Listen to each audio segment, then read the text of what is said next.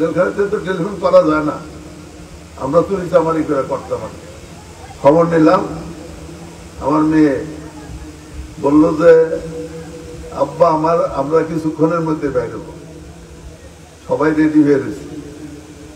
আমি তখন কাঁপতেছিলাম, আমি 17 বছর জেলে ছিলাম, কোনোদিন মনে করি না এই যে বাইরে আসবো আবার এইরকম আলমনগর মাঠে মুক্তি দিতে পারবো, বা আমার মা আমার বোন আমার স্ত্রী সন্তানদের সাথে দেখা হবে, এটা কোনোদিন বলি নাই, মনে করি নাই। বিশেষ করে 18 সালে যখন আমার ফাঁসি দেয়, তখন থেকে ফাঁসির সেলে ছিলাম। ফাঁসির সেল ছিলেন যারা জেলখানায় গেছে তারা বুঝতে পারবে যে ফাঁসির সেল কি। সেই ফাঁসির সেলে 8-10 বছর ছিলাম, 7-8 বছর ছিলাম। কোন আমার স্ত্রী আমার সন্তান কার সাথে এই কয়েক বছর দেখা নাই, বুঝতে পারছেন, দেখা নাই। 24 সালে যখন ইলেকশন হয়ে গেল, আমি কোনোদিন মনে করি নাই যে আপনাদের মাঝে আবার আসতে পারবো। আমি কেন, আমার পরিবারের সদস্যরাও মনে করে নাই যে আমার আর দেখতে পারবে। আমার আশা সবাই ছেড়ে দিয়েছিল। আমরা জানেন আমার মা মারা গেল, আমি কিন্তু জানাজায় আসতে পারিনি, জানেন তো আপনারা। তো আমরা পরিবারের সাথে বিচ্ছিন্ন হয়ে গেছিলাম, থাকতে পারি নাই।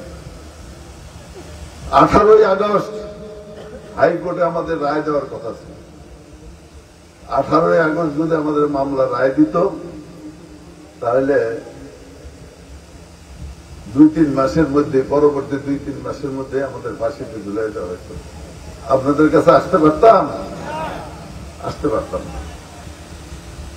কিন্তু 18ই আগস্টের আগে 5ই আগস্ট আপনারা দেখলেন হঠাৎ করে একটি সরকার, এত শক্তিশালী সরকার পতন ঘটে গেল, তাই না?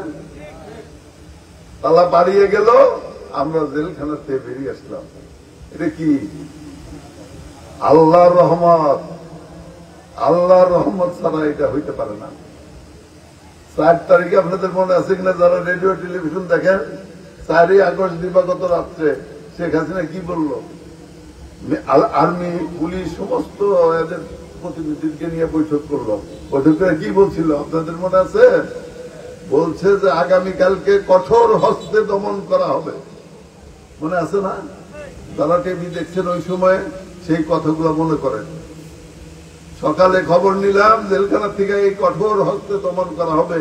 এই কথা শুনে আমরা মনে করলাম যে হায়রে, 1,500-2,000 পোলাপান মারা গেছে, অনেক মানুষ আহত, কালকে না জানি কত পোলাপান মারা যায়।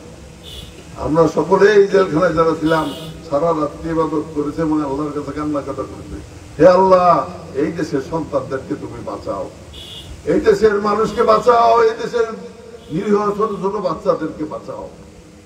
আমরা কান্নাকাটি করেছি। সকালে আর ঘুম হয় নাই, সারা রাত ঘুম হয় নাই। সকালে খবর নিলাম 9টা বাজে, খবর নিলাম, দেখলাম যে ঢাকা শহরে মানুষ নাই, শূন্য। লোকজনে বলতেছিল ঢাকা শহরে আর কোন মানুষ নেই। বাসায় টেলিফোন করলাম, আমার বাসায় টেলিফোন করে খবর নেন। জেলখানাতে তো টেলিফোন করা যায় না, আমরা চুরি চামারি করে করতাম।